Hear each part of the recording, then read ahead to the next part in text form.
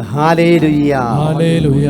യേശുവേ നന്ദി, യേശുവേ നന്ദി, യേശുവേ സ്തോത്രം. യേശുവേ സ്തോത്രം. ഈശോയിലെ ഏറ്റവും പ്രിയ സ്നേഹമുള്ള സഹോദര സഹോദരി, സങ്കീർത്തനം 22-ാം അധ്യായത്തിന്റെ 1-ാമത്തെ തിരുവചനം. എൻ്റെ ദൈവമേ, എൻ്റെ ദൈവമേ, എന്തുകൊണ്ട് അങ്ങ് എന്നെ ഉപേക്ഷിച്ചു?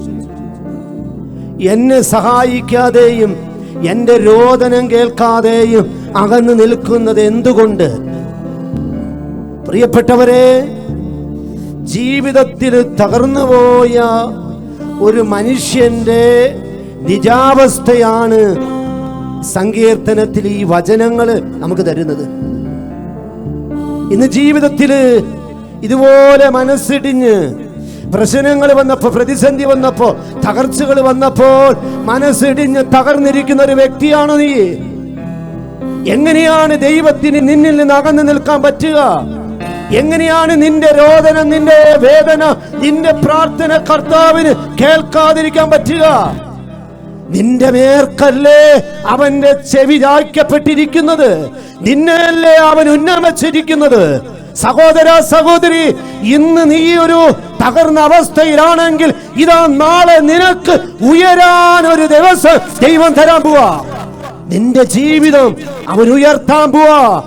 നിന്റെ കണ്ണുനീര്, നിന്റെ രോദന, പ്രിയപ്പെട്ട സഹോദര സഹോദരി, ഇത് അവിടുന്ന് ആനന്ദമാക്കി അനുഗ്രഹമാക്കി മാറ്റാനായിട്ട് പോകാ. ഈ വചനത്തിലൂടെ കർത്താവ് നിന്നെ ഉയർത്താൻ പോകാ. നീ തളർന്നിരിക്കരുത്, നീ മനസ്സിടിഞ്ഞിരിക്കരുത്. ഇതാ നിനക്ക് ഉയരാൻ ഒരു ദിവസം, നിനക്ക് വളരാൻ ഒരു ദിവസം, അനുഗ്രഹീതനായി കർത്താവിന്റെ സാക്ഷ്യമായി തീരാൻ കർത്താവ് നിനക്ക് ഇതാ ജീവിതം തരാൻ പോവാ.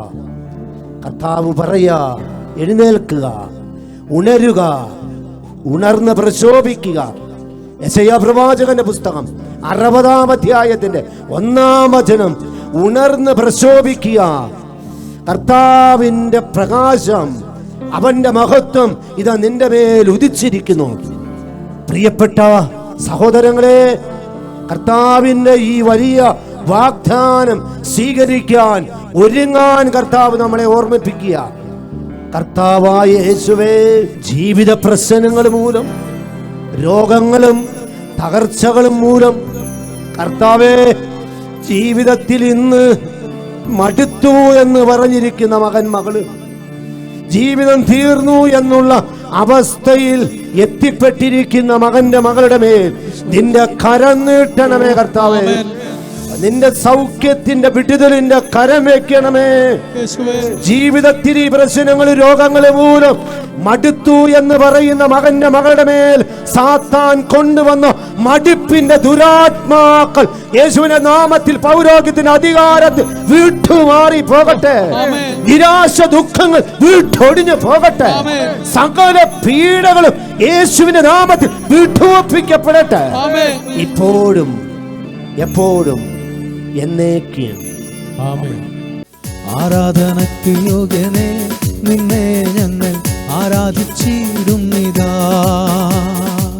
ആരാധനയ്ക്ക് യോഗ്യനെ നിന്നെ ഞങ്ങൾ ആരാധിച്ചിടുന്നിതാ. ആഴിയുമൂഴിയും നിർമ്മിച്ച നാഥന്, ആഴിയുമൂഴിയും നിർമ്മിച്ച നാഥന് ആത്മാവിൽ ആരാധിക്കാൻ കർത്താവിനെ നിത്യം സ്തുതിച്ചിടും ഞാൻ. ആത്മാവിൽ ആരാധിക്കാൻ കർത്താവിനെ നിത്യം സ്തുതിച്ചിടും ഞാൻ. ആരാധനയ്ക്ക് യോഗ്യനെ നിന്നെ ഞങ്ങൾ ആരാധിച്ചിടുന്നിതാ. ആരാധനയ്ക്ക് യോഗ്യനെ നിന്നെ ഞങ്ങൾ ആരാധിച്ചിടുന്നിതാ.